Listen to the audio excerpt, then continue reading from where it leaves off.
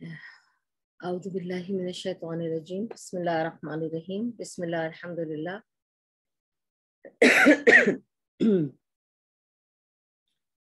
نحمد و نصلی علی رسول الکریم فاما بعد اعوذ باللہ من الشیطان الرجیم بسم اللہ الرحمن الرحیم.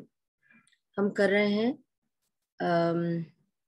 سیرہ، اور آج ہم کریں گے سیرہ میں پارٹ 9، نبی صلی اللہ علیہ وسلم کی پیدائش کے بعد جو بھی ہم نے پیدائش تک کیا، اب ہم ان کے پیدائش کے بعد کا دور جو ہے، ان کا بچپن، اور جو بھی ہمیں ان کے بچپن کے بارے میں اوتھینٹکلی جو پتہ ہے.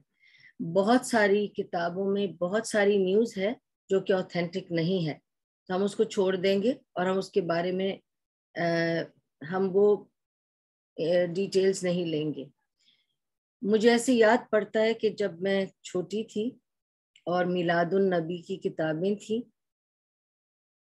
آئی ریممبر بہت مجھے انٹرسٹ تھا ہسٹری میں بچپن سے، تو میں بہت سنا کرتی تھی اور اتنی لمبی لمبی سٹوریز وہ بتایا کرتی تھی. تو میں نے ایک بار میلاد النبی کی کتاب خود خریدی اور میں چاہتی تھی کہ میں ذرا خود کلیئرلی پڑھوں ساری سٹوری آف نبی صلی اللہ علیہ وسلم.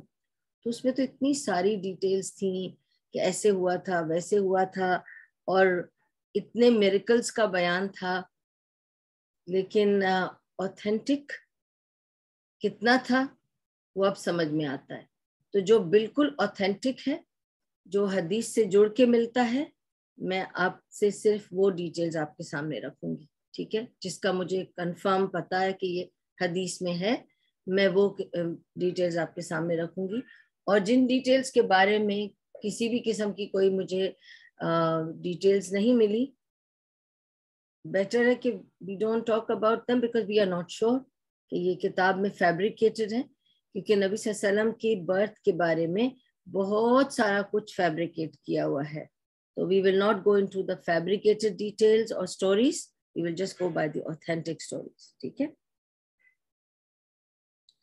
اوکے. میں نے آپ کو لاسٹ یہی بتایا تھا کہ نبی صلی اللہ علیہ وسلم جو تھے وہ کیسے پیدا ہوئے، اور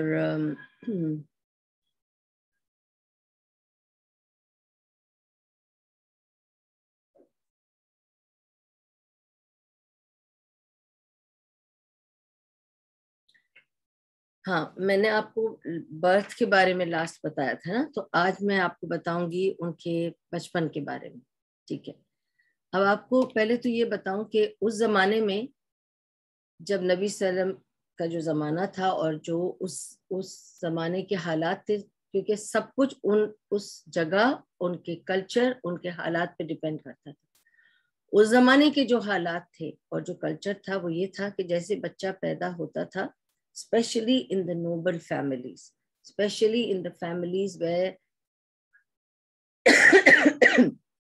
among the noble men and the elite class of families، یہ دستور تھا کہ بچے کو اچھی پرورش کے لیے، اچھی نشو و نما کے لیے، اس کی جو فرسٹ کپل آف ایئرز ہوتے ہیں، اور ان کے لیے ان کو دور بھیجا جاتا تھا.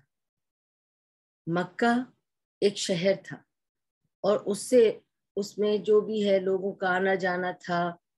آپ کو پتا ہے کہ وہ ایک ٹریڈنگ ہاٹ سپاٹ تھی، کیونکہ وہاں پہ لوگ آتے جاتے تھے سیریا سے بھی، یمن سے بھی. تو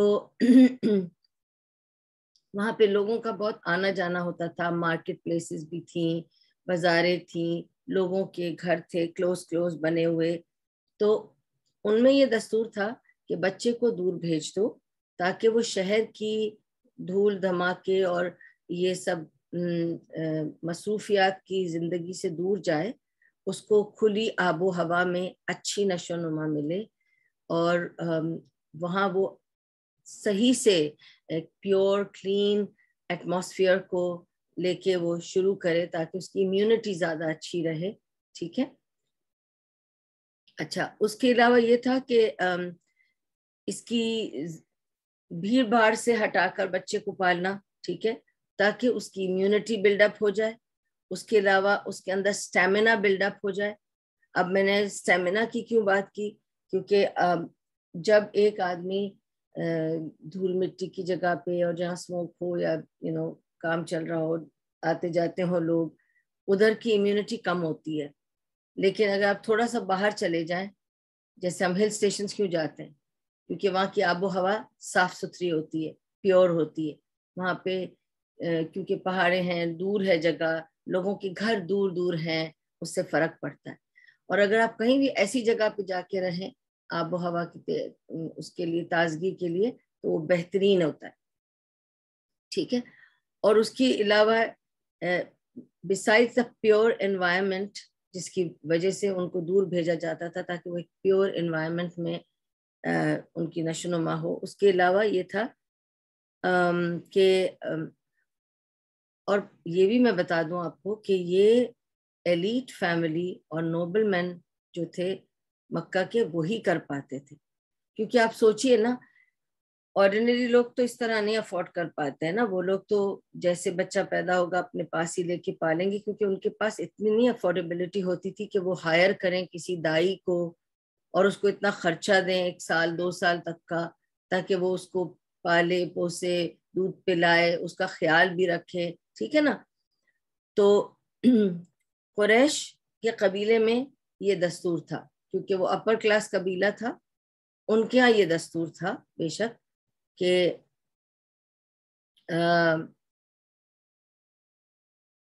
ایک ان کا تھا بڑا ایک لانگ ٹرم پلان. ان کا ایک ویژن تھا, ایک لانگ ٹرم پلان بھی تھا, ایک لانگ ٹرم ویژن بھی تھا. تو وہ لوگ یہ چاہتے تھے کہ جب ان کا بچہ جو ہے اس کو دودھ پلانے کے لیے بھی باہر بھیجا جائے. اس کے علاوہ ایک اور بھی ریزن تھی why this was being done, also to send the children far away to a place where they can be brought up rough and tough. ہم کیا کرتے ہیں کہ اس لیے دیکھیں, آلریڈی میں آپ کو بتا چکی ہوں کہ مکے کی زندگی جو تھی وہ آلریڈی رف اینڈ ٹف زندگی تھی. they had harsh conditions in Makkah itself. اور آپ کو پتا ہے کہ مکے کی کیسی زندگی تھی. ٹھیک ہے.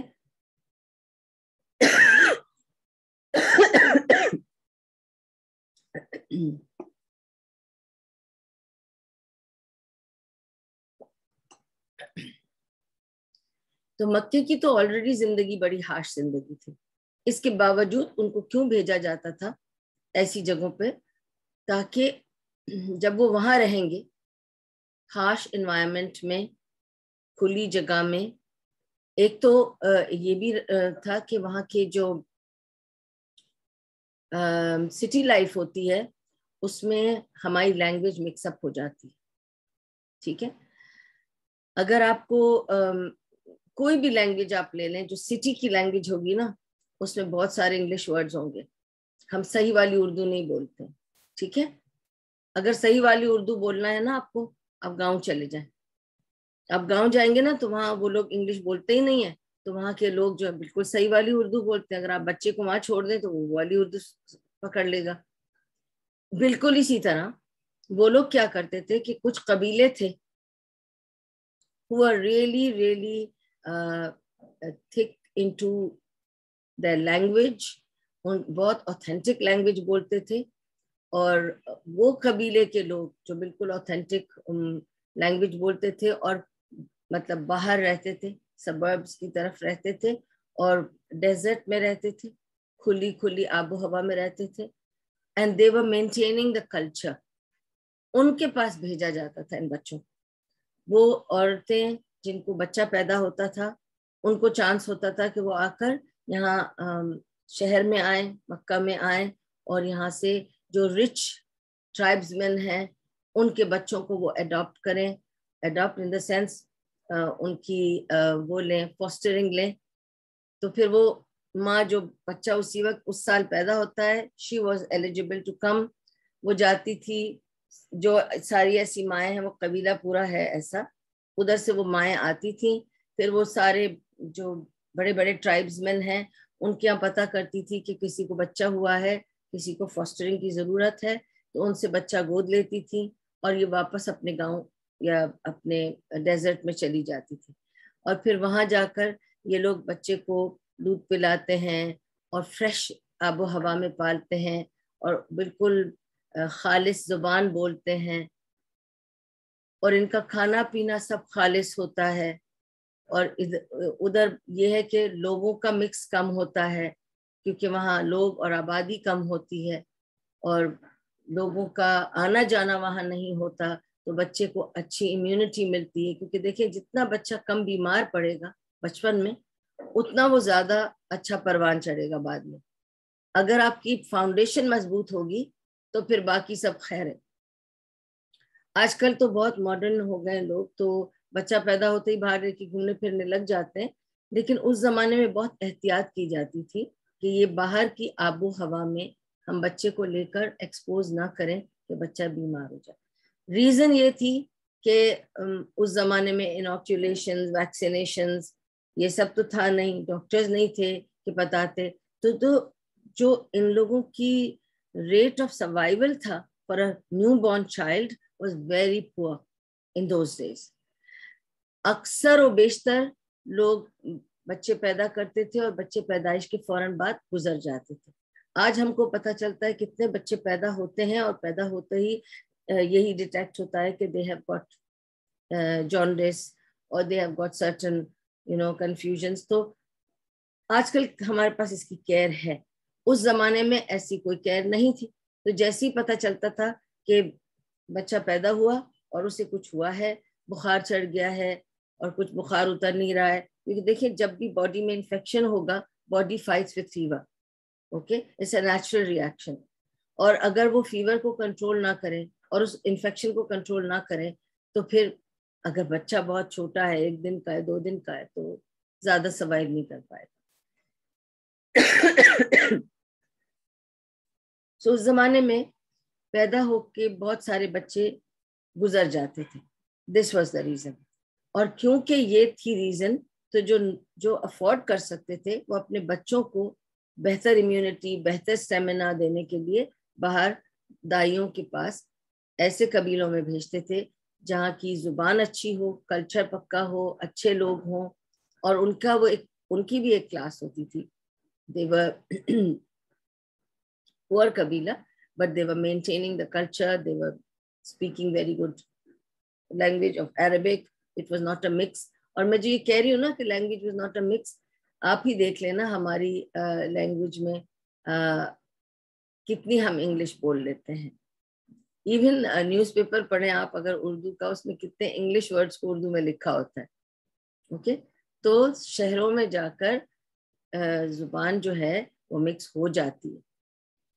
ٹھیک ہے. اس کے علاوہ ایک اور ریزن یہ تھی بچے کو دور بھیجنے کی کہ وہ جا کر وہاں دودھ پیے گا اور وہاں پلے گا. اس کی ایک ریزن یہ بھی تھی کہ بچے میں ڈسپلن آئے گا اور بچے کو ہارڈ شپ سہنے کی عادت ہوگی. اور پھر جب وہ وہاں سے ڈیزرٹ میں 2 سال رہ کر، 2.5 سال رہ کر، جو بھی ٹائم فکس ہوتا ہے between parents and the fostering parents, تو جب بچہ واپس آئے گا تو بچہ بہت شکر گزار ہوگا اور اس کو لگے گا مکے کی زندگی تو شاندار ہے، بالکل ہارڈ شپ نہیں ہے ادھر.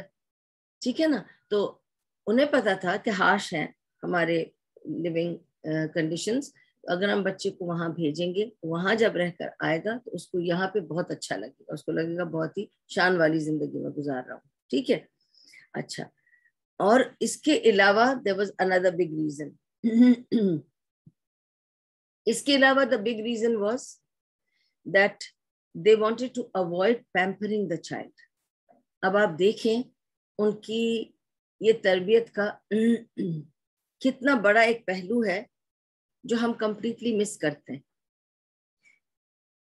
So this was one of the reasons also کہ بچہ جب پیدا ہو اس کو ماں سے لے کر دائی کو دے دیا جائے. دائی لے کے جب دور چلی جائے گی تو کوئی پیمپرنگ نہیں ملے گی، اس کو ڈسپلنڈ اپ برنگنگ ملے گی. The foundation years of 2 years will be a very disciplined approach. ایک بار اچھی فاؤنڈیشن بیٹھ گئی پھر بچہ ٹھیک نکل جاتا ہے. ہم بلیو کرتے ہیں پیمپرنگ میں. ہم بچے کو پیدا ہوتے ہی بس جو پیمپرنگ شروع کرتے ہیں، ہمیں نہیں پتا we are destroying the child. اور ہمارے بچے بھی اتنے ویسٹرنائزڈ ہو گئے ہیں کہ وہ بڑے ہو کر یہی کہتے ہیں کہ بھائی ہمیں اپنی امی نے ڈانٹا کیوں, مارا کیوں, ہمیں ڈسپلن کرنے کے لیے یہ کیوں کیا, وہ کیوں کیا. They don't realize that is why they were raised up good. جو بچے آج آپ کو اچھے نظر آ رہے ہیں نا, they had a tough upbringing in the sense disciplined upbringing. Remember that. جن کی بہت پیمپرنگ کے ساتھ upbringing ہوتی ہے نا, they will be weak people. They will not be strong people in life.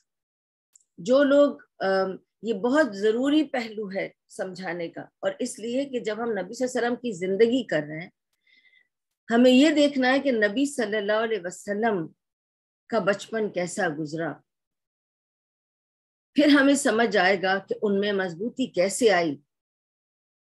تو ہم یہ سمجھتے ہیں کہ ہم جب اپنے بچوں کو بہت زیادہ پیمپرنگ کرتے ہیں, ان کی ساری خواہشیں پوری کرتے ہیں, تو we are being good parents. بچہ اپنے بچوں کے دوستوں کے ساتھ بیٹھ کے کھیل رہا ہے, ٹی وی دیکھ رہا ہے رات بھر, کھیلنے دو, بات کرنے دو, خوش رہنے دو بچے کو. وہ بچہ ہے, نماز مس کر رہا ہے, سارا دن سو رہا ہے, سونے دو.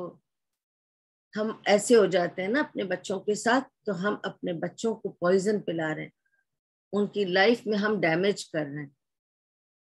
پھر ہم بچوں کو کچھ بھی اپنے آپ سے بولنے دیتے ہیں, وہ بھی ڈیمیج ہے. بچوں کو اوپر چڑھ کے بات کرنے کی کیسے ہمت آ گئی.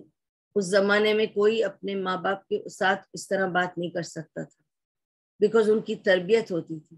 ان کو ایک ڈسٹینس دیا جاتا تھا ماں باپ سے شروع میں ہی, سو دیٹ دے رسپیکٹ, لحاظ کریں ماں باپ کا, ان کی رسپیکٹ کریں. یہ دوری بھی ضروری تھی ٹو برنگ دیٹ رسپیکٹ. ٹھیک ہے, اور اس وجہ سے بہت ضروری تھا ان کا کہ ان کو اس پیمپرنگ سے بھی دور کیا جائے. اور پیمپرنگ کس کی زیادہ ملتی تھی ہمیشہ اس زمانے میں؟ گرینڈ پیرنٹس کی, چچاؤں کی, پھپھیوں کی, خالاؤں کی.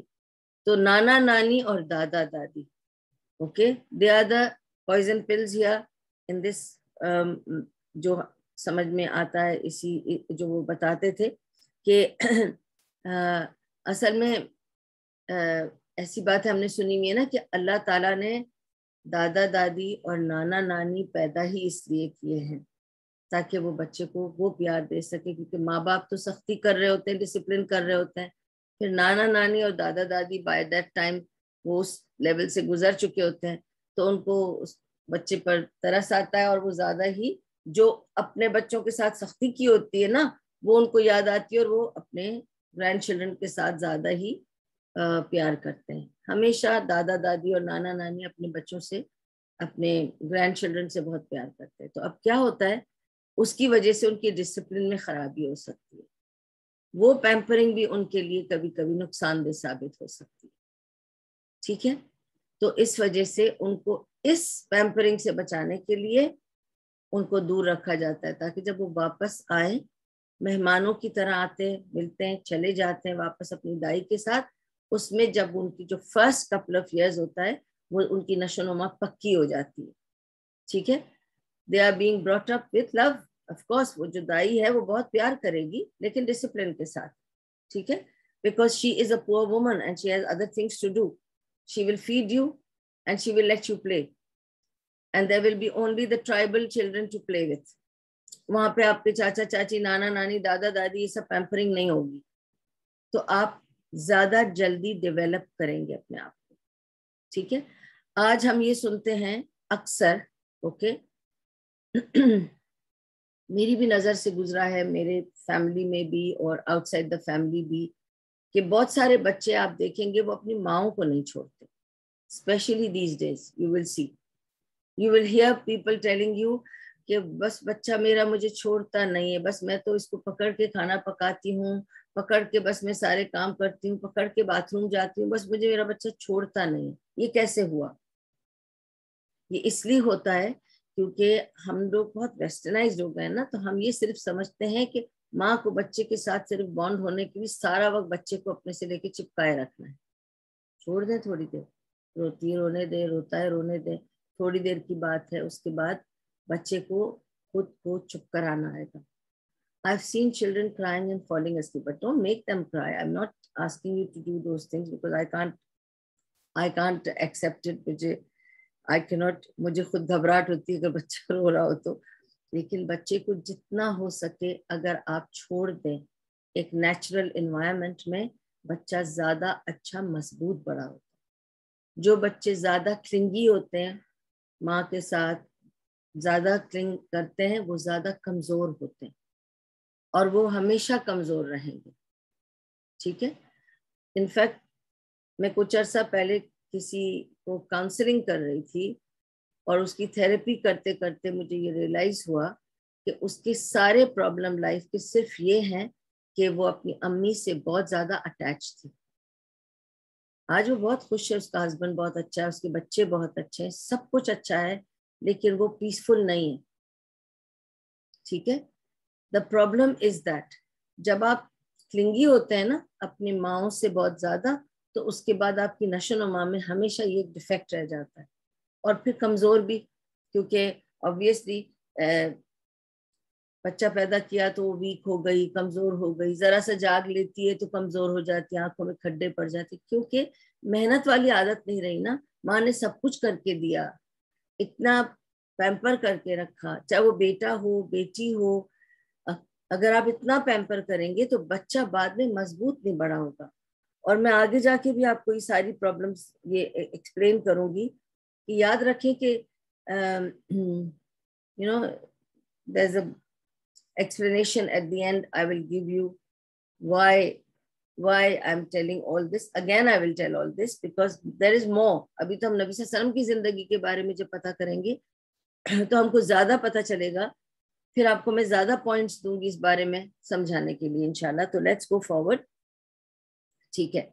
So the tribes who fostered, okay, were always from pure Arab families, okay, who spoke pure Arabic dialect. And in the cities, obviously, I just told you the languages gets mixed up and corrupted.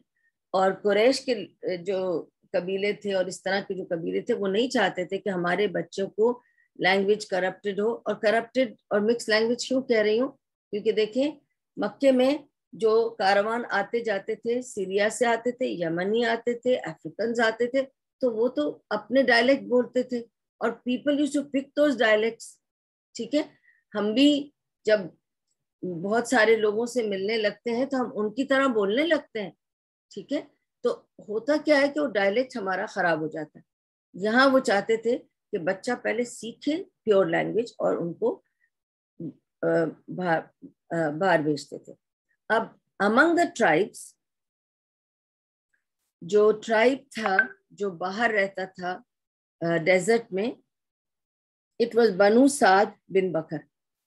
Now बनु साद बिन बकर एक ऐसा tribe था, they lived in the desert, they spoke very not just pure language, बहुत ही sophisticatedly वो maintain कर रहे थे अपने culture को. And they were a very good tribe, known to foster children. ठीक है. And it was one of the tribes that I'm talking about is Banu Saad bin Bakr. And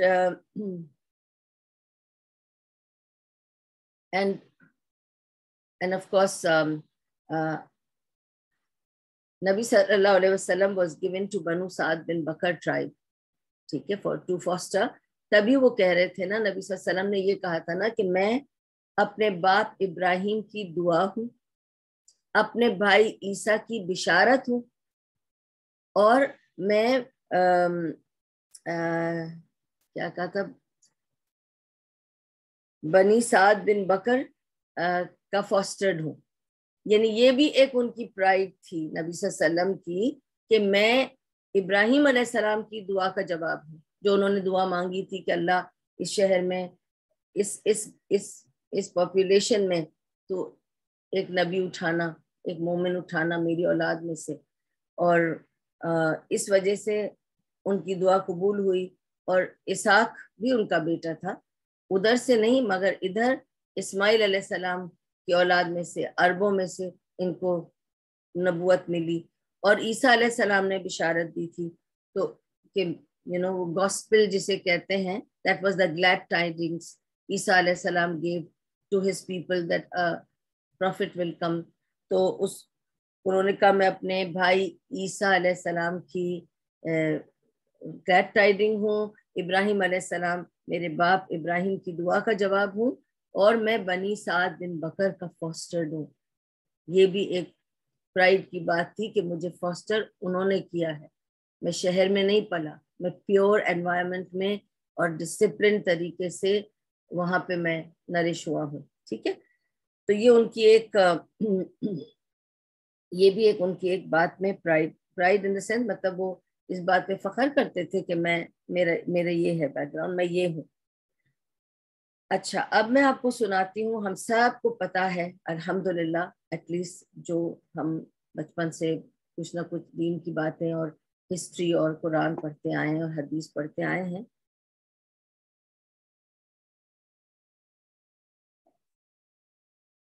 ہم سب کو پتا ہے کہ Halima Sadia was the one who foster نبی صلی اللہ علیہ وسلم. لیکن ان کی جو سٹوری ہے وہ آپ کو میں آج سناؤں گی.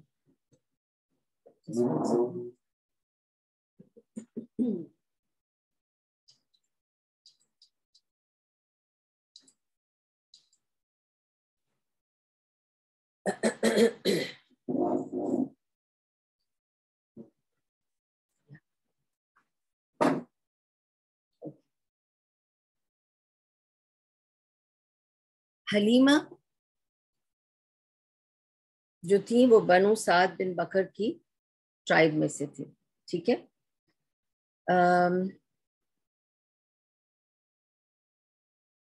ہوا کیا تھا، اور یہ بھی میں آپ کو بتا دوں کہ جیسے اس زمانے میں لوگ اپنے بچوں کو فاسٹر کرتے تھے، اس طرح سے اچھے ٹرائبس کی خواتین کو اپنا بچہ دے کر آپ اس کو اس طرح سے آج زمانے میں کیسے آپ سمجھ میں آئے گا کہ you know the families who are maybe well off or who can afford, they are affording to get nannies for their children, governess.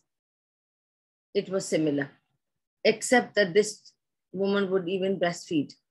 But among the Chinese people, when they had nannies or governess, they would breastfeed too in ancient China, not now.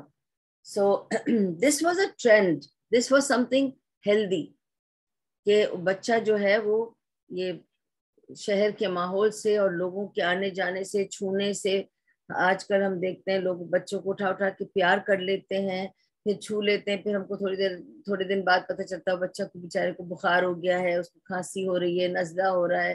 چھوٹے چھوٹے بچوں کو anti biotics دی جا رہی ہیں because they are not in a pure environment, اور وہ immunity وہیں سے رپچر ہو جاتی ہے اور وہ بچہ ہمیشہ پھر ویک رہتا ہے. اور جو بچہ زیادہ گود میں رہتا ہے تو وہ زیادہ ویک ہو جاتا ہے، کیونکہ باڈی سے باڈی زیادہ لگانے سے بچہ ویک بھی ہو جاتا ہے، ایموشنلی بھی فزیکلی بھی. Just to let you know that. یہ نہیں میں کہہ رہی کہ ہم بچوں کو گود میں نہیں اٹھائیں، وہ دائی حلیمہ بھی اٹھا کے پھرتی تھی اور ان کی بیٹی بھی، لیکن بات یہ ہے کہ not all the time like a mother would do. ٹھیک ہے، جیسے ہم آج کل کرتے ہیں. اچھا، تو حلیمہ بنت سعدیہ، اب ان کی سٹوری کیا ہے کہ حلیمہ اور ان کے ہسبینڈ بہت غریب لوگ تھے، اور وہ سال ان کا بہت ڈیفیکلٹ سال تھا، بہت غریب تھے. اور she had delivered she already had a daughter. ان کی already ایک بیٹی تھی، ان کا نام تھا شیمہ، اور اس سال انہیں ایک بیٹا پیدا ہوا. بیٹے کا نام نہیں ملا ہے مجھے، لیکن ان کے یہاں ایک بیٹا پیدا ہوا. اب اس بیٹا پیدا ہونے کی وجہ سے she became eligible، اور اس نے اپنے ہسبینڈ سے کہا کہ چلو کاروان میں ساری عورتیں جو جا رہی ہیں مکہ، ہم بھی چلتے ہیں. اب اللہ نے یہ بیٹا دیا ہے تو جا کے دیکھتے ہیں، کسی قریش کے یا کسی قبیلے کا کوئی بچہ گود لے آئیں گے تو کچھ آمدنی آ جائے گی. تو دے نیڈڈ منی، تو انہیں پیسوں کی ضرورت تھی. تو اپنے حالات کے حساب سے انہوں نے ڈیسائیڈ کیا کہ اس بار جب کاروان جائے گا مکہ تو ہم ساتھ جائیں گے اور وہاں سے ایک بچہ لے آئیں گے. اور obviously امیر گھرانوں کے بچوں کو یہ جا کر مانگتی تھی گود لینے کے لیے، تاکہ پھر اس حساب سے ان کو پیمنٹ ملے. ٹھیک ہے. اب یہ سب کاروان جاتا ہے اور ایوری بڈی نوز کہ بنو سعد بکر کے کاروان والی خواتین آ رہی ہیں، تو جس کو اپنا بچہ دینا ہے فاسٹرنگ کے لیے وہ ریڈی ہو جائیں. تو they would have an interview, like ہم بھی ایسے ہی کرتے ہیں نا. ہم دائی کو بھی بلائیں گے، دائی بھی بولے گی بچہ دکھاؤ. اگر آپ مجھے بولیں گے کہ میں آپ کے بچے کو دودھ پلا دوں تو میں کیا کہوں گی کہ بھائی پہلے میں دیکھوں کہ کون کون ہے گھر میں، کس کا بچہ ہے. اچھا بچہ بھی دکھا دو. پھر میں سوچوں گی کہ اچھا مجھے بچہ سوٹ کرتا ہے اور آپ بھی مجھے ایکسیپٹ کریں گے کہ ہاں ہمارا بچہ اس کے پاس ہم دے سکتے ہیں، تو پھر بات بنتی ہے نا.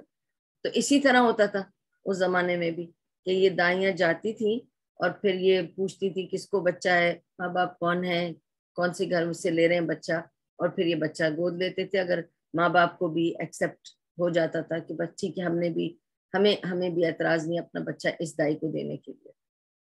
اچھا اب کیا ہوا کہ جب یہ بنو سعد بن بکر کی یہ سب کاروان پہنچا مکہ، تو یہ 1 ہفتے کا کاروان ہوتا ہے. ٹھیک ہے. تو یہ 1 ہفتہ رکتے ہیں. اس 1 ہفتے میں کیونکہ ظاہر جانا ملنا پھر ڈیسائیڈ کرنا کس کا بچہ، اور ہو سکتا ہے ایک جگہ بات نہ بنے تو آپ دوسری جگہ بچہ دیکھیں. اور بھی لوگوں کو بچے پیدا ہوئے ہیں اور یہاں خواتین بھی جو تھی یہ سب گئیں. جب 1 ہفتہ ختم ہوا اور کاروان کے جانے کا وقت ہوا، اچھا اور اس وقت حلیمہ جو تھیں وہ گئیں، نبی صلی اللہ علیہ وسلم کو دیکھا انہوں نے پر پاس کیا. Okay just everybody was passing نبی صلی اللہ علیہ وسلم. جب حلیمہ بھی گئیں تو انہوں نے بھی نبی صلی اللہ علیہ وسلم کو پاس کر دیا تھا کہ نہیں I will look for another child. What was the reason? انہوں نے دیکھا کہ یہ اس کا باپ نہیں ہے. ٹھیک ہے. صرف ماں ہے، اس کا باپ نہیں ہے، یہ یتیم بچہ ہے. تو باپ کرتا ہے نا اپنے بچے کے لیے کچھ بھی دیتا ہے، کچھ بھی اگری کرتا ہے، میں اتنا دے دوں گا اتنا دے دوں گا. اس کا تو باپ ہی نہیں ہے. پھر اس کے بعد ان کو یہ پتا چلا کہ ان کا کرتا دھرتا ان کا دادا ہے، اور دادا کے 15 بچے ہیں، 10 بیٹے 5 بیٹیاں. سوچیے آپ، ایک آدمی جو اس کی کفالت کر رہا ہے اس بچے کی، اس کے آلریڈی 15 بچے ہیں اپنے، 10 بیٹے اور 5 بیٹیاں، اور ان کے بچے، یعنی اس کے اتنے سارے گرینڈ چلڈرن بھی ہیں. تو یہ کیا دے گا مجھے اس بچے کے لیے؟ یہ بن باپ کا بچہ ہے اور اس آدمی کے اتنے سارے بچے ہیں، وہ سب کو دیتا ہوگا تو کیا دے گا مجھے؟ تو آگے بڑھ گئے. اسی طرح باقی بھی دائیاں آئیں، انہوں نے نبی صلی اللہ علیہ وسلم کو پاس کیا اور وہ آگے بڑھ گئیں، لیکن ان کو دوسرے بچے مل گئے. جب 1 ہفتہ ختم ہوا تو حلیمہ کو کوئی بچہ نہیں مل سکا. اس سے پہلے ہی باقیوں نے بچے لے لیے، اور نبی صلی اللہ علیہ وسلم کو کسی نے فاسٹرنگ میں نہیں لیا، کفالت میں نہیں لیا، اس لیے کیونکہ وہ ایک یتیم بچے تھے. nobody was interested to take him. تو اب حلیمہ آ کر اپنے شوہر سے بات کرتی ہیں اور کہتی ہیں کہ یہ تو مجھے بہت ہی امبیرسنگ لگ رہا ہے، سب کو بچے مل گئے، مجھے کوئی بچہ نہیں ملا، اور میں کیا مطلب بتاؤں گی. جب ہم سب واپس جائیں گے اپنے قبیلے میں تو سب پوچھیں گے تم تم کس کا بچہ لائی، تم کس کا بچہ لائی، تم کس کا بچہ لائی. سب اپنے اپنے بچے دکھائیں گے کہ ہم یہ بچہ لے کے آئے، اس فیملی سے لے کے آئے، اور ہم خالی ہاتھ جائیں گے واپس. اور حالات بھی ایسے ہیں، فائنینشلی ہم لوگ بہت تکلیف میں ہیں، اب کیا کریں. تو حلیمہ سعدیہ کے جو ہسبینڈ تھے انہوں نے ان سے کہا کہ دیکھو ایک ہی بچہ بچا ہے ابھی مکے میں، یہ اس بچے کو تم گود لے لو. تو انہوں نے کہا مگر وہ یتیم ہے، اس کا تو باپ بھی نہیں ہے. تو اس پہ حلیمہ نے کہا کہ ہمیں تو پیسے چاہیے، اور ہمیں تو ایسا والا بچہ چاہیے تھا جس کا باپ ہو جو اس کو دیتا رہے، ہم لوگوں کو کچھ نہ کچھ پیسے اچھے ملتے رہیں. تو اس پہ سے اس کے ہسبینڈ نے، بہت اچھے دل کا آدمی تھا وہ، تو اس نے کہا کہ دیکھو یتیم بچہ ہے، اگر ہم اس کو لے لیں گے تو کیا پتا کہ اس کی وجہ سے ہم کو اللہ تعالیٰ، اس وقت بھی سب بلیو تو کرتے تھے نا، چاہے وہ میں نے آپ کو بتایا کہ ان کا اللہ پہ تو یقین تھا کہ ہے اوپر والا اور وہی دیتا ہے سب کچھ. انہوں نے کہا کہ دیکھو کیا پتا کہ اللہ ہمارے لیے برکت دے for taking care and fostering an orphan. تو ہو سکتا ہے کہ اللہ ہمارے حالات بہتر کر دے، تو لے لو اس یتیم بچے کو ہی، کوئی بات نہیں، ایٹ لیسٹ ہم خالی نہیں جائیں گے گھر، اور اس یتیم بچے کو لے جائیں گے، اور ہو سکتا ہے اس کی وجہ سے ہمیں اللہ تعالیٰ برکت دے. ٹھیک ہے. اب حلیمہ جاتی ہیں اور کہتی ہیں کہ ٹھیک ہے میں ان کو گود لے لوں گی، اور وہ انہیں لے کر ان کا جو بھی مطلب بات چیت ہوتی ہے اس بارے میں طے ہو جاتا ہے کہ ان کو کیا ملے گا، کتنا ملے گا. اور میں آپ کو یہ بھی بتا دوں کہ وہ کوئی 2 سال کے لیے غائب نہیں ہو جاتی تھی. Every 2-3 months they had to come home, spend the day with their mothers and their family, and then go back. It was like going to a boarding school, or going to a, with a governess in a boarding school where they have to stay away so that they are properly nurtured and nourished and disciplined and learn the value of parents also. زیادہ ماں باپ میں گھس کے ہم ماں باپ کے ساتھ ان کو کچرا سمجھنے لگ جاتے ہیں، تھوڑا ماں باپ سے دوری ہوتی ہے تو ساری قدر واپس آتی ہے. ٹھیک ہے. تو اس کی وجہ سے بلائے جاتے تھے بچے ہر 2 مہینے 3 مہینے میں، واٹ ایور ان کا جو بھی آپس میں، ہر فیملی کا اپنی اپنی بات چیت ہوتی ہے کہ وہ کہتے ہوں گے ان کو کہ ہر 2 مہینے میں یا 3 مہینے میں بچے کو لا کے دکھا کے جانا، because they have to keep a eye on how the child is being brought up. اور وہ لے کے آتی تھی دائیاں، آ کے ماں کے پاس رکھتی تھی، 1-2 دن رہ کے پھر چلی جاتی تھی. تو بچے کو 2-3 دن اپنے ماں کے ساتھ یا ماں باپ کے ساتھ مل جاتا تھا. اب دائی حلیمہ جب نکلی، اب دیکھیں سبحان اللہ، اوکے ابھی وہ نکلی ہیں یہاں سے اپنے یہ سب بات چیت کر کے بچے کو لے کر. سب سے پہلی چیز شی ریئلائز اس قسم کی میریکل شروع ہو گئے. سب سے پہلا میریکل یہ تھا کہ جیسے ہی وہ جس سواری پہ آئے تھے اونٹ پر، وہ بہت ہی بوڑھا اور کمزور تھا، کیونکہ یہ لوگ غریب تھے نا، ظاہر ہے اب ان کے پاس تو ہر چیز چکا چک نہیں تھی. مگر انہوں نے نوٹ کیا کہ جب سب بیٹھے جس سواری پہ یہ لوگ بیٹھے، اور بھی لوگ سارے کاروان ساتھ چلا نا، مگر جس سواری پہ یہ لوگ بیٹھے وہ بہت سلو تھا آتے وقت. لیکن کیونکہ نبی صلی اللہ علیہ وسلم کو لے کر بیٹھے، ان کو یہی لگا کہ it could only be because of this child. کوئی اسٹرینج بات ہے. وہ سواری سب سے زیادہ تیز چلی ہے، سب سے آگے آگے چلی ہے. and they reach faster. جب گھر پہنچے تو حلیمہ نے نوٹ کیا کہ ان کے پاس ایک بکری تھی جس کے تھن سوکھ چکے تھے اور وہ دودھ بھی نہیں دے پا رہی تھی. اس نے جب اچانک سے اس کی طرف نظر پڑی تو اس نے اپنے میاں سے کہا کتنی حیرت کی بات ہے، اس کے تھن بھر چکے ہیں، یہ کیسے بھر گئے؟ ہم نے تو اس کو چارہ بھی نہیں کھلایا ہے. اور اس نے جو نکالنا شروع کیا تو اس کا جو دودھ جاری ہوا ہے اس گوٹ کا، زبردست دودھ جاری ہوا، اور اتنا دودھ دینے لگی وہ بکری کہ یہ لوگ حیران ہو گئے. اور اس طرح ایک ایک کر کے حلیمہ یہ نوٹ کرتی رہی کہ جب سے اس بچے کو گود میں لے کے میں چلی ہوں تب سے میرے حالات بدل گئے، اور ایک کے بعد ایک، ایک کے بعد ایک ان کے پاس معجزے ہوتے گئے. ٹھیک ہے. اور ظاہر ہے جب اتنا دودھ نکلنے لگا پھر ان لوگوں کا کام بہتر ہونے لگا، جدھر ہاتھ ڈالا ادھر چاندی اور سونا ہونے لگا، اور سارے حالات ان کے پورے اوپر سے نیچے بدل گئے. اور Halima could only figure out one thing کہ جب سے میں نے اس بچے کو گود میں لے کے سواری پہ بیٹھی ہوں تب سے یہ miracles میرے ساتھ ہیں. So she knew there is something about this child which has brought barakah.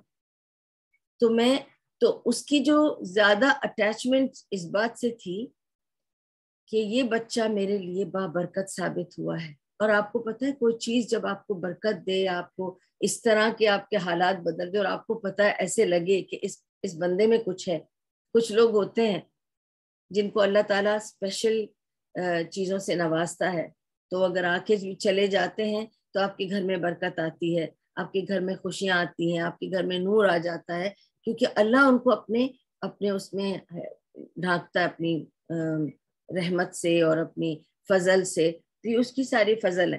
اب جب اس کو یہ پتا ہے کہ اس بچے میں اس طرح کے کچھ ہے جس سے مجھے اتنی برکت ملی ہے، تو وہ تو نہیں چاہے گی کہ میں اس بچے کو 2 سال بعد جا کے چھوڑا ہوں۔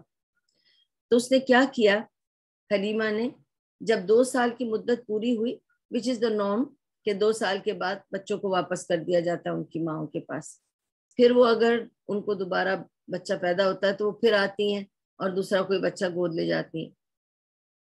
تو جب 2 سال کمپلیٹ ہونے لگے تو حلیمہ کو لگا کہ میں بچہ نہیں دینا چاہتی واپس، اس کے ہونے سے بہت کچھ ہوا ہے ہماری زندگی میں اچھا۔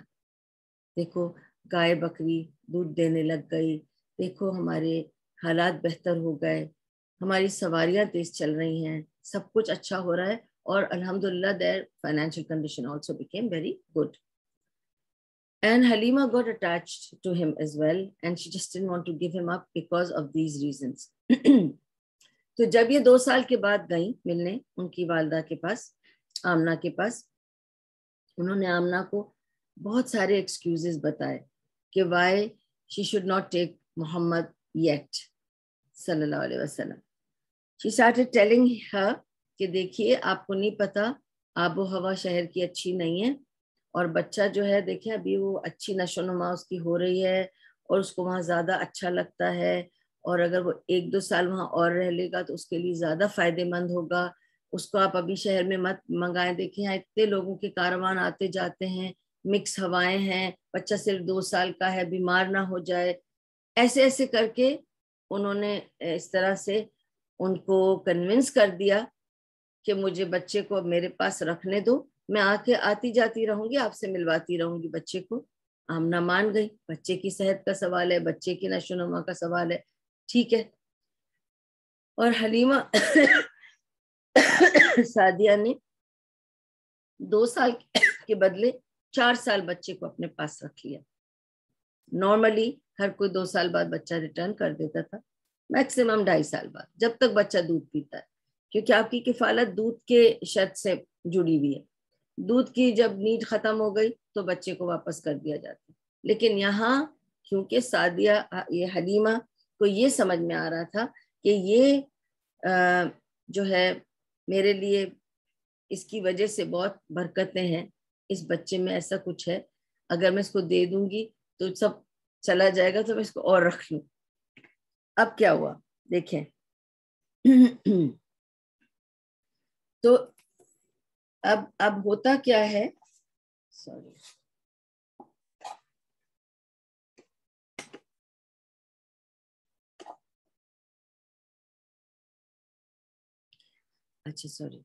اچھا اب کیا ہوتا ہے کہ یہ صحیح مسلم کی حدیث سے آپ کو سٹوری بتا رہی ہوں جو انس رضی اللہ عنہ سے ملتی ہے، ٹھیک ہے، یہ بتا دیتی ہوں پھر میں اپنے سٹوری بتاؤں گی آپ کو۔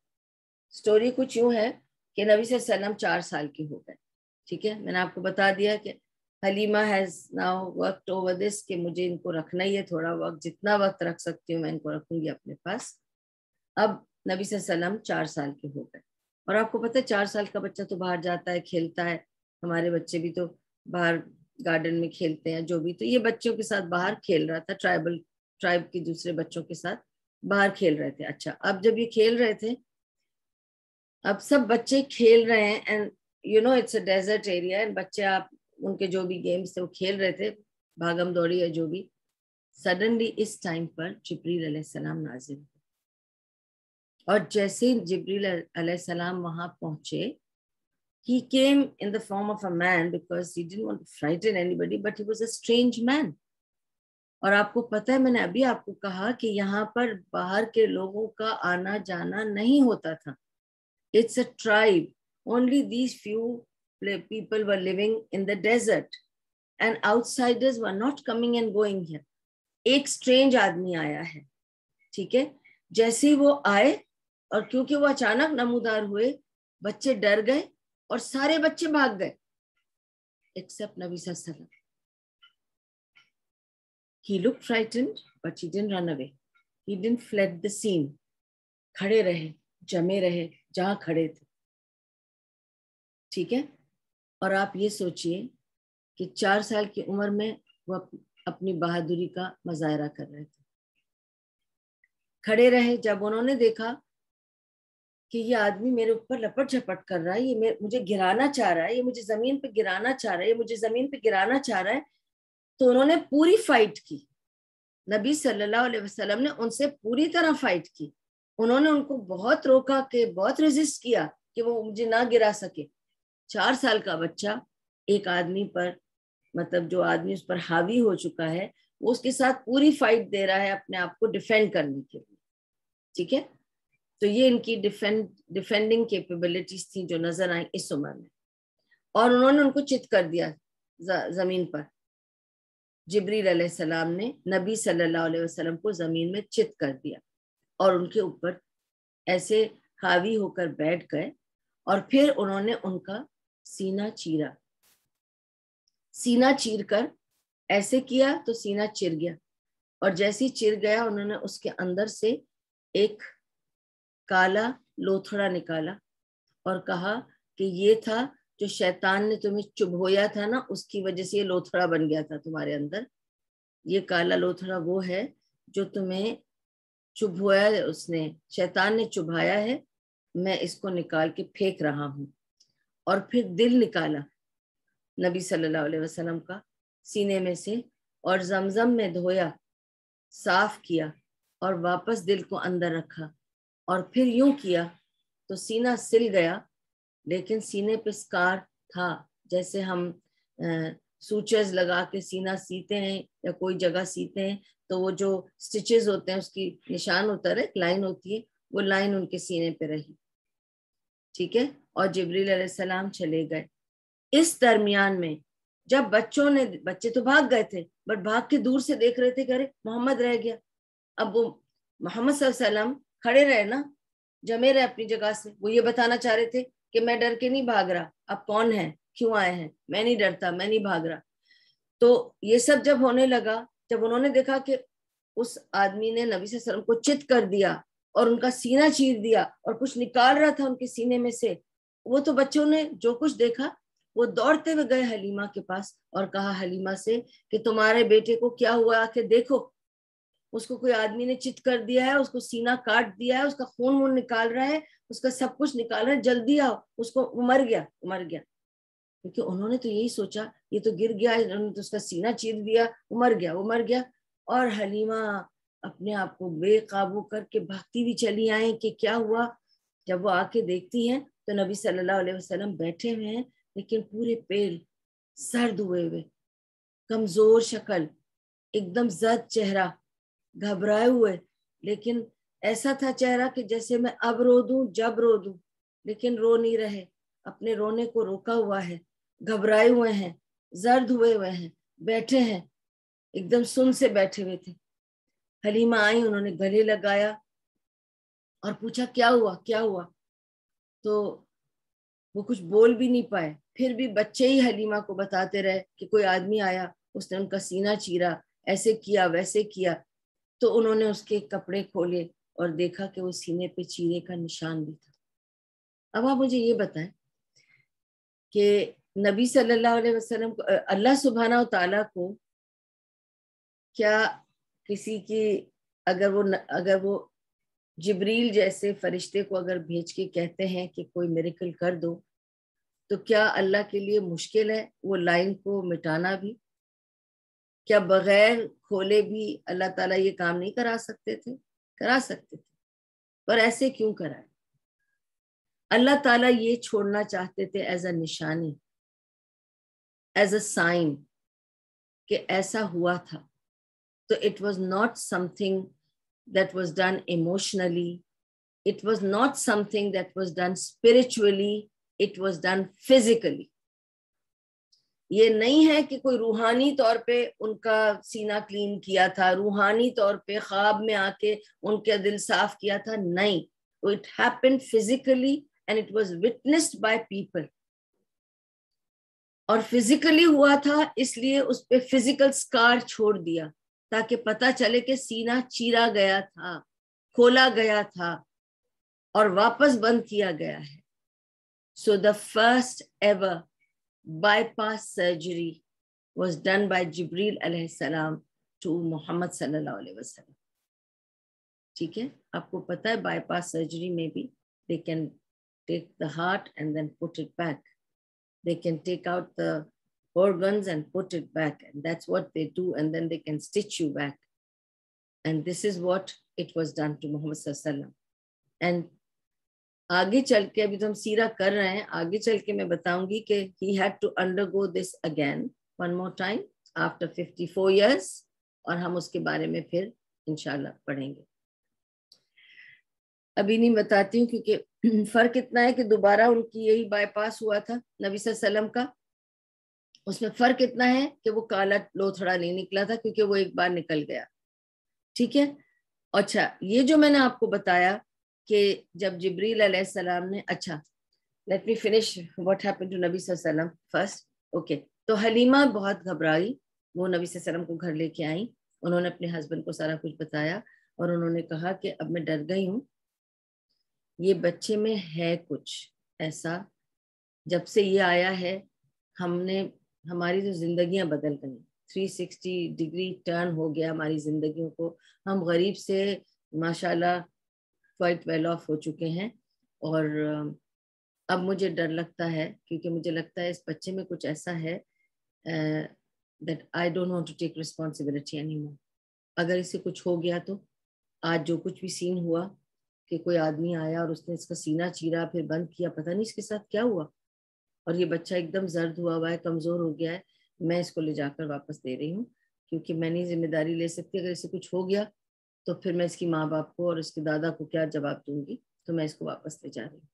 دونوں میاں بیوی لے کے جاتے ہیں اور محمد صلی اللہ علیہ وسلم کو آمینہ کو دے کر آ جاتے ہیں. اوکے، تو 4 سال کی عمر میں وہ اپنی امی کے پاس واپس آتے ہیں. یہ تو نبی صلی اللہ علیہ وسلم کی بات تھی.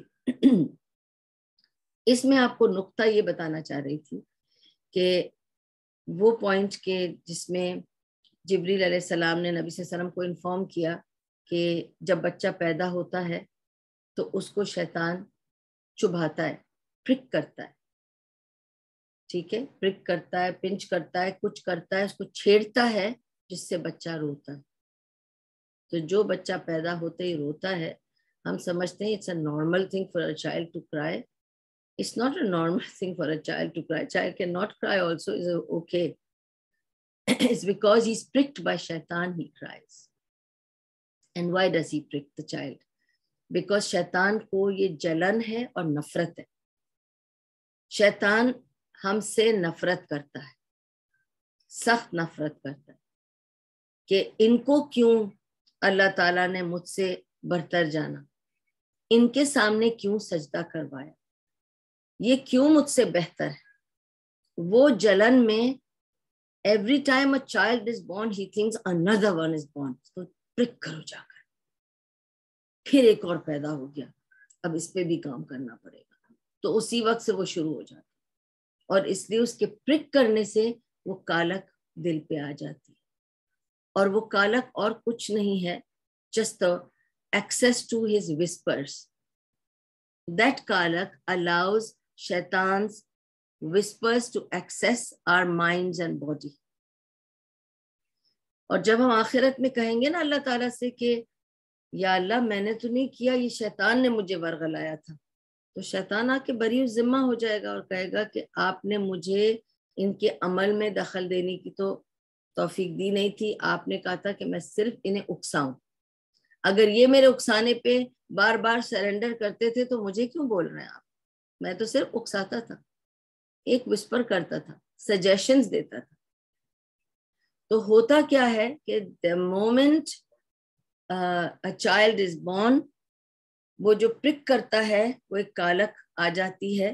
ٹھیک ہے، اور وہ صرف اس کے وسپر کو ایکسیس کرنے دیتی ہے کیونکہ ابلیس اپنے جو شیاطین ہیں اس میں سے ہر ایک کو ایک انسان کے ساتھ لگاتا ہے. تو جیسی ایک بچہ پیدا ہوتا ہے، جب اس کو پرک کرتا ہے تو اس کے ساتھ ایک قرین لگا دیا جاتا ہے. وہ قرین کنٹینیوسلی اس کو ہوپلیس فیل کراتا ہے, ڈپریشن اس سے آتی ہے, اس کو ڈاؤن فیل کراتا ہے, اس کو پورا وقت غلط سجیشنز دیتا ہے, یہ کر لو کچھ نہیں ہوتا, اتنے لوگ کر رہے ہیں کچھ نہیں ہوگا, کر لو, اتنا تو کر سکتے ہیں, سبھی تو کر رہے ہیں, اس کو یہ بتا دو, اس کو یہ کر دو, اس کا یہ لے لو, اس کو وہ دے دو, جو بھی غلط کام ہے اس کے سجیشنز کانسٹنٹلی دیتا رہتا, اور اس کا نام ہے قرین. اور ہر انسان کے ساتھ ایک قرین لگا ہوا ہے, ہر انسان کے ساتھ ایک قرین لگا ہوا ہے, ٹھیک ہے, جو کانسٹنٹلی ہمیں ورغلاتا رہتا ہے. جب یہ حدیث نبی صلی اللہ علیہ وسلم نے اپنے صحابہ کو سنائی تو نبی صلی اللہ علیہ وسلم سے صحابہ نے پوچھا کہ یا رسول اللہ کیا آپ کے ساتھ بھی قرین ہے؟ تو نبی صلی اللہ علیہ وسلم نے مسکرا کے کہا ہاں میرے ساتھ بھی قرین ہے, مگر فرق اتنا ہے کہ میرے قرین نے اسلام قبول کر لیا ہے اور اب وہ مجھے صرف اچھے سجیشنز دیتا ہے, برے سجیشنز نہیں دیتا. تو اب آپ سمجھ رہے ہیں نا کہ کتنا فرق ہے ان سب باتوں میں اور ان سب چیزوں میں, تاکہ آپ کو سمجھ آ سکے کہ سبحان اللہ, how Allah subhanahu wa ta'ala has how Allah subhanahu wa ta'ala has made us to understand this problem. ٹھیک ہے, اچھا اب یہ بتانا تھا آپ کو کہ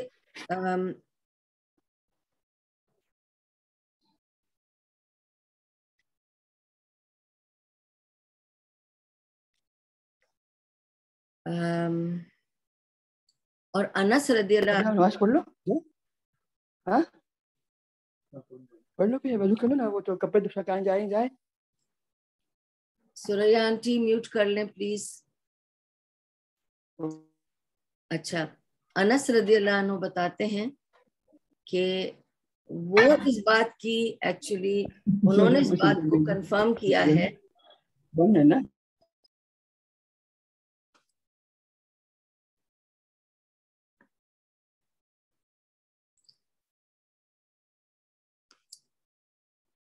اوکے سوری, اوکے, انس رضی اللہ عنہ بتاتے ہیں کہ انہوں نے دیکھا تھا نبی صلی اللہ علیہ وسلم کے اس سینے کے نشان کو. اب آپ بتائیں جب انس رضی اللہ عنہ نے یہ نشان دیکھا تھا تو نبی صلی اللہ علیہ وسلم کی عمر کیا تھی؟ 60 ایئرز. نبی صلی اللہ علیہ وسلم 60 ایئرز کے تھے اس وقت انہوں نے یہ نشان دیکھا تھا نبی صلی اللہ علیہ وسلم کا. تو آپ سوچیں کہ 4 سال کی عمر میں یہ نشان لگا تھا, 60 ایئرز کی عمر تک وہ نشان ان کے سینے پہ تھا کیونکہ وہ 2 بار کٹا تھا. تو انس رضی اللہ عنہ اس کو کنفرم کرتے ہیں کہ میں نے خود اپنی آنکھوں سے نبی صلی اللہ علیہ وسلم کے سینے پہ وہ چیرا دیکھا تھا. ٹھیک ہے,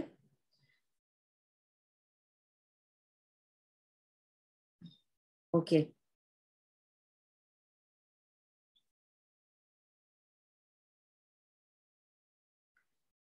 اچھا, اب میں آپ کو یہ بتانا چاہ رہی تھی کہ اللہ تعالیٰ نے ہر نبی کو کلینس کیا ہے کسی مومنٹ پر, کیونکہ اللہ تعالیٰ چاہتا ہے کہ نبی جتنے بھی انبیاء ہیں وہ بہت ہی کلیئر پیور لائف گزاریں. ٹھیک ہے, تو اس کی وجہ سے آپ دیکھیں گے کہ جتنے بھی انبیاء تھے ان سے اگر چھوٹی موٹی مسٹیکس ہوئی ہیں کیونکہ وہ انسان تھے. نبی صلی اللہ علیہ وسلم نے جیسے مکتوم کو اگنور کیا تھا کہ وہ سرداران قریش سے جا کے بات کریں گے, اور اللہ سبحانہ و تعالیٰ نے ان کی غلطی کو وہیں پر ان کو کریکٹ کیا تھا. یا جیسے انہوں نے انشاءاللہ بول کر بات نہیں کہی تھی یہودیوں سے, تو پھر کیا ہوا تھا, وہی رک گئی تھی اور نبی صلی اللہ علیہ وسلم کو امبیرسمنٹ سے گزرنا پڑا, اور پھر اللہ تعالیٰ نے بتایا کہ only Allah decides when, what, where and he has to say انشاءاللہ. ٹھیک ہے, یا جیسے موسیٰ علیہ السلام کو غصہ آتا تھا اور غصے میں انہوں نے ایک آدمی کا مرڈر بھی کر دیا تھا. آف کورس انہوں نے کوئی مرڈر کرنے کے لیے نہیں کیا تھا, لیکن وہ اتنی زور سے اس کو مارا تھا کہ وہ اس میں مر گیا تھا. تو یہ چھوٹی مسٹیکس ہیں کہ ان کو غصہ آیا اور انہوں نے مارا کسی کو, لڑائی کر لی. یا یونس علیہ السلام جو امپلسو ہو کر اپنی قوم کو ہی چھوڑ کے بھاگ گئے تھے.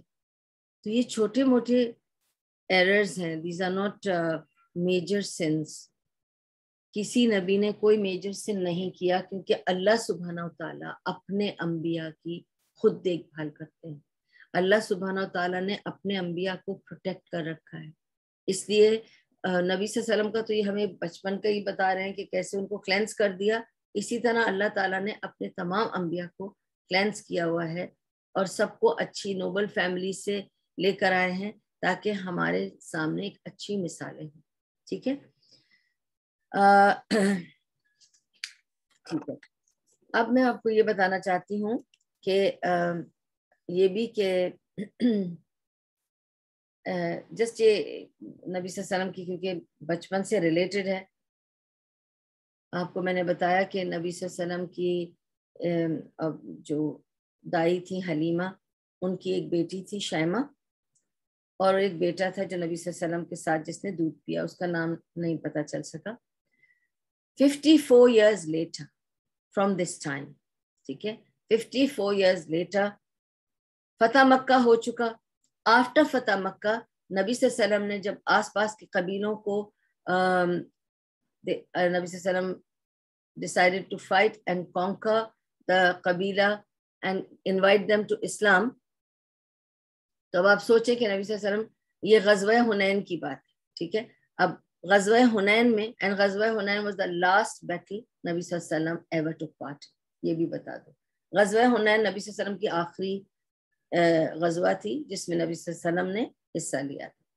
غزوہ حنین میں جب یہ لوگ بنو سعد بن بکر کے قبیلے پہ پہنچے تو of course they fought the قبیلہ and they conquered the قبیلہ. And when they conquer, what do they do؟ جب فتح ہو جاتی ہے اس قبیلے میں، انہوں نے فتح کر لی، تو جو لوگ ہیں وہ obviously prisoners ہو جاتے ہیں. ٹھیک ہے. تو among the prisoners there was a woman who was making a big chaos in that قبیلہ. She was a prisoner but she made a big chaos. شور مچا رہی تھی، بہت کچھ بولے جا رہی تھی. تو جب نبی صلی اللہ علیہ وسلم جنگ ختم ہو گئی، کانکر ہو گیا، جب وہ ہٹ کے جانے لگے تو سب نے ان کو روکا اور اس خاتون کو لایا گیا.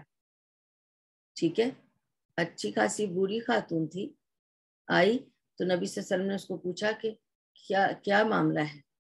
تو صحابہ نے کہا کہ بھائی یہ خاتون بہت شور مچا رہی ہے اور کہہ رہی ہے آپ مجھے اس طرح نہیں کر سکتے، اس طرح نہیں کر سکتے، میں تو محمد صلی اللہ علیہ وسلم کی بہن ہوں.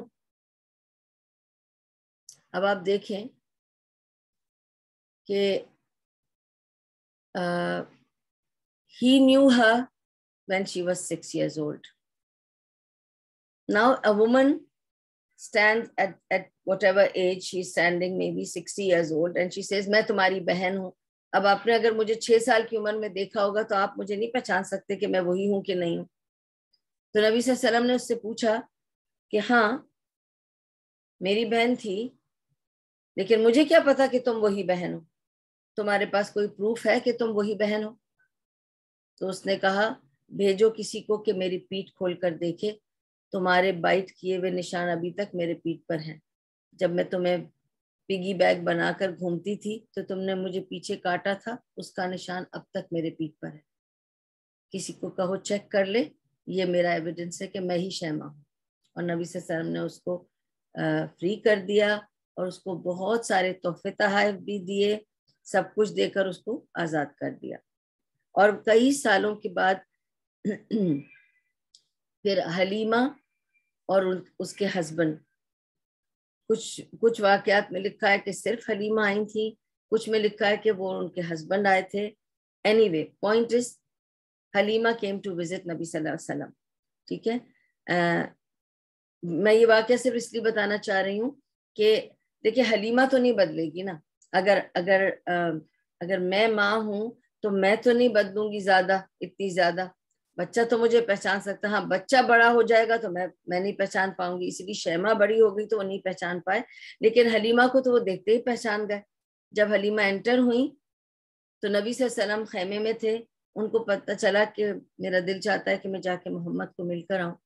جب وہ آئیں تو نبی صلی اللہ علیہ وسلم کھڑے ہو گئے ان کو رسپیکٹ دینے کے لیے، اور اپنا ردا اتار کر نیچے بچھایا اور ان کو کہا اس پہ بیٹھو. وہی انہوں نے ان کو درجہ اور مقام دیا جو ایک ماں کا ہوتا ہے, اور وہ اس پہ ردا پہ بیٹھی. سبحان اللہ, یہ رسپیکٹ انہوں نے دی ایون اس عورت کو جس نے ان کو دودھ پلایا تھا. اچھا, ابھی یہاں پہ ایک انٹرسٹنگ پوائنٹس آ رہی ہیں, لیکن I will see if I can cover them. If not, we will keep it for next time, inshallah. Okay.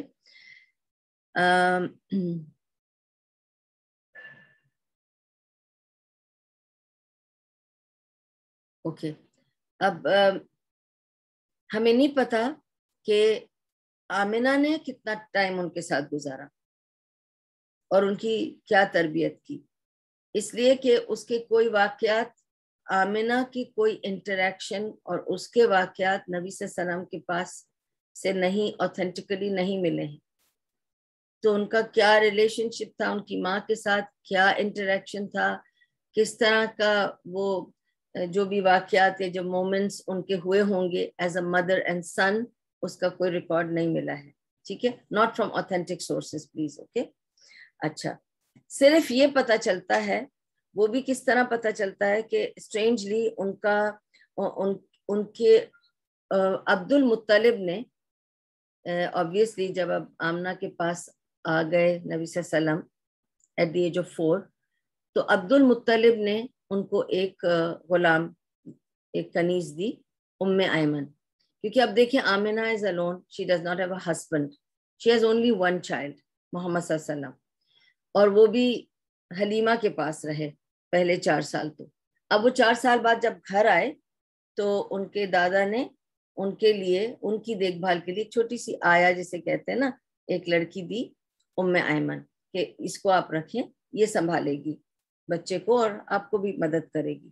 تو this was dada's gift to them, کہ ایک کنیز رکھ کے دی ایمن. یہ سٹوری ایمن سے ملتی ہے.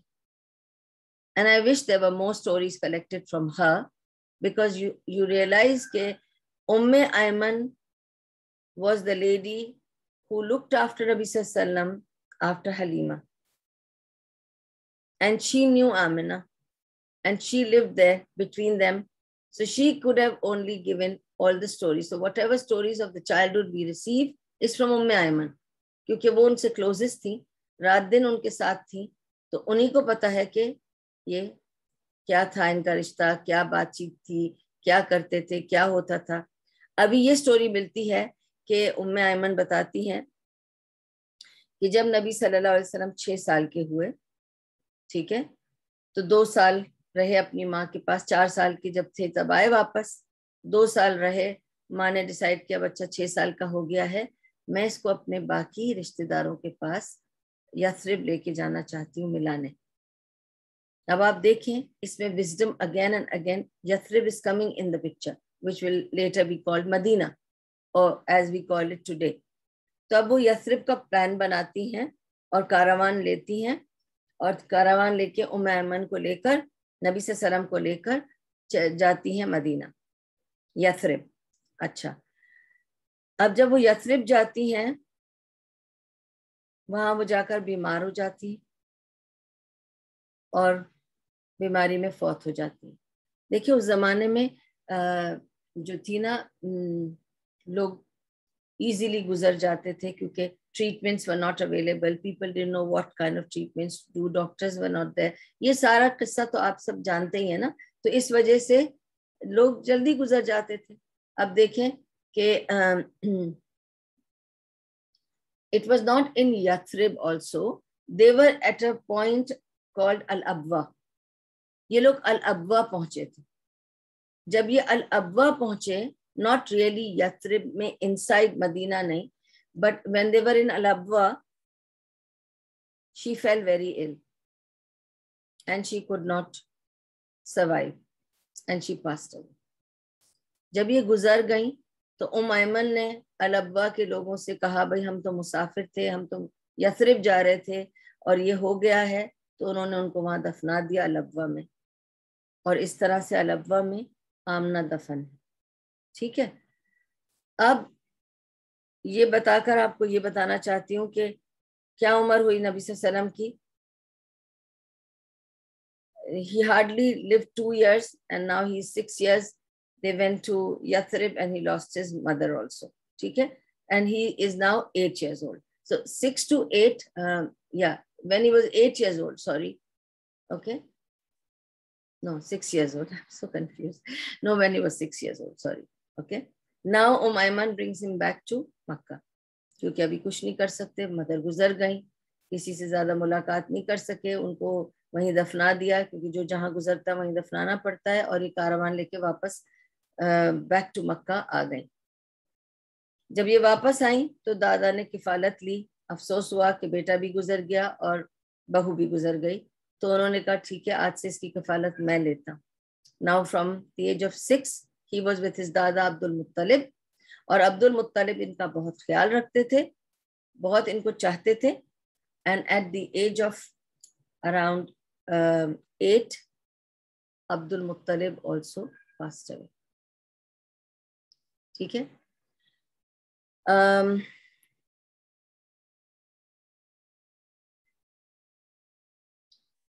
एक वाकया सिर्फ मैं आपको उनकी अम्मी के मुनासिबत से सुनाऊंगी at the end, so that I don't drift away from the right points, because उधर से दूसरी points ना निकल आए. It's a very important वाकया, so I will note that I have not told you this. I will tell you this. Okay. So basically he spent only, imagine what is Nabi Sallallahu Alaihi Wasallam's background now. What is his childhood like? He was born without a father. Father never knew he was going to be born also. He didn't know his wife was pregnant. Okay. So he was born without a father. 4 साल वो अपनी माँ से दूर रहे, एक दाई के पास गुजारा। 4 साल के बाद जब वो घर आते हैं, 2 साल माँ के साथ गुजारते हैं, माँ गुजर गई। उसके बाद देखें आप कि वो माँ के साथ सफर करते हैं, माँ गुजर जाती है, वापस आते हैं, दादा के पास आ जाते हैं। 2 साल दादा के साथ रहे। और आपको ये भी बताऊं उनके दादा के साथ उनका कैसा रिश्ता था। दादा 80 साल के हो गए और वो अंधे हो गए थे। He was blind, Abdul Muttalib. But Abdul Muttalib was a very grand personality. He was somebody who demanded respect and commanded respect. ठीक है। He was a real tribe chieftain of a tribe. ठीक है। कबीले के सरदार थे, कोई मामूली आदमी नहीं थे। और उनकी जिसामत, उनकी पर्सनैलिटी सरदारों वाली थी। ठीक है। तो मक्के में एक प्लेटफॉर्म बनाया हुआ था, लाइक अ स्टेज, जिसपे सिर्फ और सिर्फ अब्दुल मुत्तलिब जाके बैठ सकते थे। वो उनकी जगह थी। वो उस स्टेज पर बैठते थे, बाकी सब नीचे बैठते थे। और हर रोज शाम को एक मजलिस होती थी, मजलिस इन द सेंस बैठक होती थी, जिसमें बैठकर वो हालात कुरैश के बारे में, कोई प्रॉब्लम्स, किसी की कोई मुश्किलें, किसका क्या हो रहा है, पॉलिटिकल और ज्योग्राफिकल और जो भी उनके इकोनॉमिकल प्रॉब्लम्स थे वो डिस्कस हुआ करते थे। कुरैश के कबीले के जो भी फैसले हैं वो किया करते थे। सरदार के पास ही फैसले लाते हैं ना कि भाई ये हो गया, वो हो गया, किसी के लैंड का प्रॉब्लम था, किसी के फैमिली का प्रॉब्लम था, और वो सब लेकर अब्दुल मुत्तलिब के पास आ जाते थे। और वो एक स्टेज सा था जिसपे वो बैठते थे और नीचे सारे लोग जमा होकर बैठते थे। जब नबी सल्लल्लाहु अलैहि वसल्लम ने देखा कि उनके दादा वहां पे स्टेज पे बैठे हैं, तो वो उछलते कूदते सीधा दादा के पास चढ़ गए। तो सारे चचाओं ने उनको खींचने की कोशिश करी। जुबैर और जितने भी ये लोग थे, इन्होंने उनको खींचने की कोशिश करी, लेकिन अब्दुल मुत्तलिब ने कहा इसे छोड़ दो, ये मेरा बेटा है, ये मेरे पास ही बैठेगा। उनके दिल में इनके लिए कुछ एक्स्ट्रा शफकत थी नबी सल्लल्लाहु अलैहि वसल्लम के लिए, शायद इसलिए कि इनके माँ और बाप दोनों गुजर चुके थे और ये अकेले थे, तो उन्होंने उनको अपने पास बिठा दिया। तो स्टोरी बताने का मकसद ये है कि उस तख्त पर, जिस तख्त पर सिर्फ और सिर्फ अब्दुल मुत्तलिब अपने सरदार होकर बैठकर कोई भी बातें सुना करते थे या अपनी बैठक किया करते थे, उस पर कभी उनका बेटा, कोई और ग्रैंड चिल्ड्रन कभी नहीं बैठा था। It was like a Tabu accept नबी सल्लल्लाहु अलैहि वसल्लम among all his grand children. ठीक है। तो ये भी एक सआदत थी जो नबी सल्लल्लाहु अलैहि वसल्लम को उस वक्त ही दी गई थी। अच्छा, پھر یہ کہ ایک بار کیا ہوا تھا کہ ہاں دادا کی شفقت کی ایک اور بات بتا دیتی ہوں کہ ایک بار کیا ہوا کہ ان کے ایک بات تو چچاؤں نے بھی ریئلائز کر لی تھی کہ محمد کو کوئی بھی کام کے لیے کچھ بھی کرنے کے لیے بھیجو نا تو یہ کر لیتا ہے, یہ سکسیسفل ہو جاتا ہے. What ever he does he takes to do whatever work we give him, it's done. اب ہوا یہ تھا کہ ان کے اونٹ گم گئے تھے, ان کو مل نہیں رہے تھے, دور دور سب جا کر ڈھونڈ کر آئے, ان کے پیادے بھی ادھر ادھر جا کے سب ڈھونڈ کر آئے, ان کے غلام بھی جا کے ادھر ادھر سب جا کے ڈھونڈ کر آئے, ان کو نہیں ملے. اب انہوں نے کہا ایسے کرتے ہیں, محمد کو بھیجتے ہیں, جب بھی محمد جا کے کچھ کرتا ہے نا تو اس کو کامیابی ملتی ہے. تو انہوں نے محمد صلی اللہ علیہ وسلم کو بلایا, 8 سال کے تھے, چھوٹے سے, ان سے کہا کہ اونٹ گم گئے ہیں, ڈھونڈ کے لاؤ گے؟ نبی صلی اللہ علیہ وسلم نے کہا ڈھونڈ کے لاؤں گا. اچھا, اس طرف گئے تھے اونٹ, تم نکل جاؤ اور دیکھو اگر تمہیں اونٹ مل جائے لے آنا. 8 سال کے بچے تھے, پر اس زمانے میں نے آپ کو بتایا پرورش کیسی ہوتی تھی. 8 سال کا بچہ بے وقوف سا نہیں ہوتا تھا, بدھو سا نہیں ہوتا تھا, because they were brought up like adult children.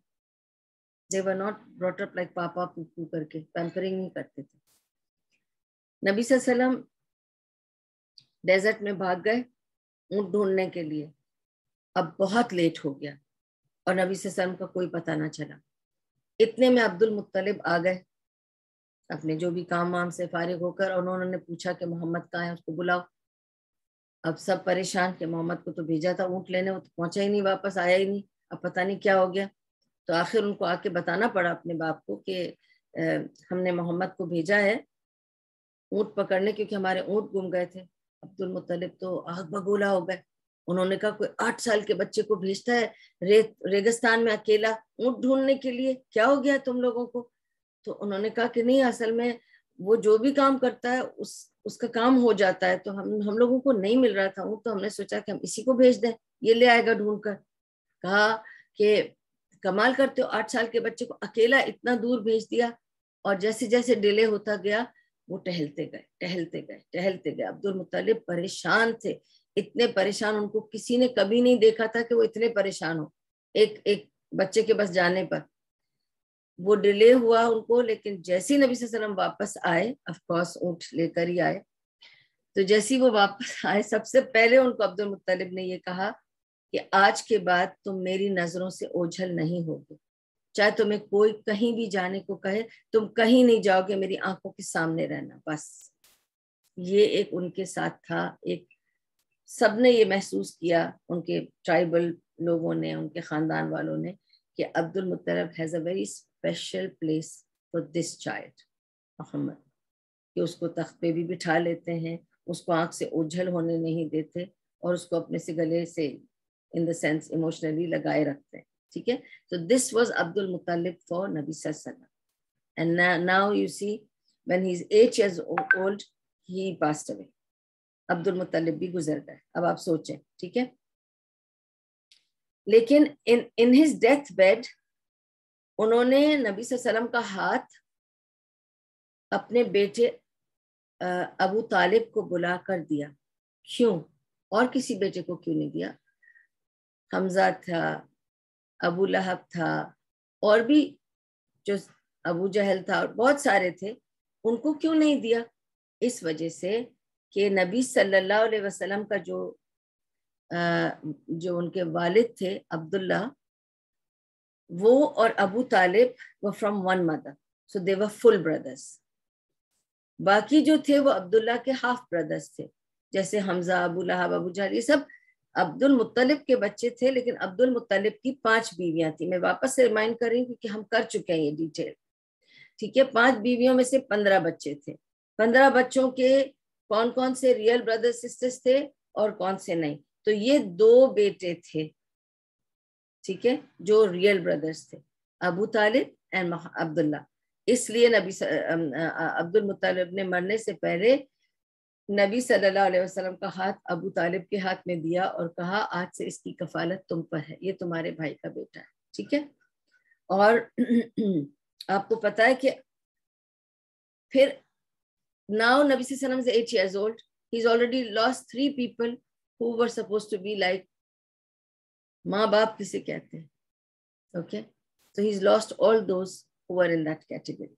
Now he's come to a chacha, and now from 8 years onwards chacha lived a long life. ابو طالب جو تھے, جب ابو طالب گزر رہے تھے تو ابو طالب کافی بوڑھے ہو چکے تھے اور نبی صلی اللہ علیہ وسلم اس وقت 50 سال کے تھے. اب آپ سوچ رہے کہ ابو طالب lived a long life, کیونکہ نبی صلی اللہ علیہ وسلم 50 سال کے تھے جب ابو طالب گزر رہے تھے اور وہ بہت بوڑھے ہو چکے تھے. He was also Sardar, of course, after Abdul Muttalib, he became the Sardar and he took over the reins of the Qabila, and that is the reason why he could not accept Islam, because he kept saying قبیلے والے کیا کہیں گے, کیونکہ میں تو سردار ہوں, میری responsibility ہے to be part of the قبیلہ. ٹھیک ہے, I think بہتر یہ ہوگا کہ میں باقی پوائنٹس آپ لوگوں کو نیکسٹ ٹائم دوں گی اباؤٹ بہت امپورٹنٹ پوائنٹس ہیں. وائی ڈڈ اللہ سبحانہ و تعالیٰ give so many difficulties to نبی صلی اللہ علیہ وسلم, پیدا ہی کیا باپ کے بغیر. ٹھیک ہے, 2 سال صرف ماں کے ساتھ ملے, ماں بھی چلی گئی. 2 سال ملے دادا کے ساتھ, پھر دادا چلے گئے. وہ جو فرسٹ فارمیشن ایئرس تھے, up to 8 years, he kept losing his dear ones and he was given a very tough time emotionally to go through all these changes, all these رپڑ تھپڑ. آپ سوچیں, پیدا ہوئے بغیر باپ کے, حلیمہ نے 2 کے بدلے 4 سال رکھ دیا. 4 سال تک وہ ایک بدو کے قبیلے میں ریگستان میں رہے. وہاں سے وہ جب واپس شہر آتے ہیں تو 2 سال میں ماں گزر جاتی ہے. انہوں نے ماں کو گزرتے ہوئے دیکھا, وہ بھی سفر کی حالت میں, جہاں پہ it was just her and the son and a servant lady, and he had to bear that also on his own, and then come back alone back to Dada. And Dada, who loved him so much, Dada left within 2 years. Before he could get attached, he left. Subhanallah. Soch ke dekhiye, why? When Allah subhanahu wa ta'ala says Muhammad sallallahu alaihi wasallam is the most beloved to Allah subhanahu wa ta'ala, most beloved man to Allah subhanahu wa ta'ala, why his childhood was so tough. Okay, we'll stop here because I think I can't see the timing here, but I think it's very late. We will continue from here with this question. We'll start our next class inshallah. کہ نبی صلی اللہ علیہ وسلم کے بچپن اتنا tough کیوں تھا, وہاں سے پھر لے کے ہم باقی سٹوری نکال کے چلیں گے انشاءاللہ. اور یہ ہے اصل بات. یہ ساری باتیں اتنی ڈیٹیل میں کیوں بتائی ہیں, کیونکہ آپ کو یہ بتانا ہے یہ سب کیوں ہوا تھا, اس کی کیا ریزن تھی, اس کے پیچھے کیا وزڈم تھا, یہ ضرور ہمیں جاننا ہے انشاءاللہ. اور یہی چیز ہے جو ہمیں کام آئے گی. انہی چیزوں کو ہمیں یاد رکھنا ہے جو ہمیں آگے لیڈ کریں گے انشاءاللہ. وآخر دعواہم ان الحمدللہ رب العالمین. سبحان اللہ و بحمدہ, سبحانک اللہم و بحمدک, نشہد ان لا الہ الا انت, نستغفرک و نتوب الیک. Any questions?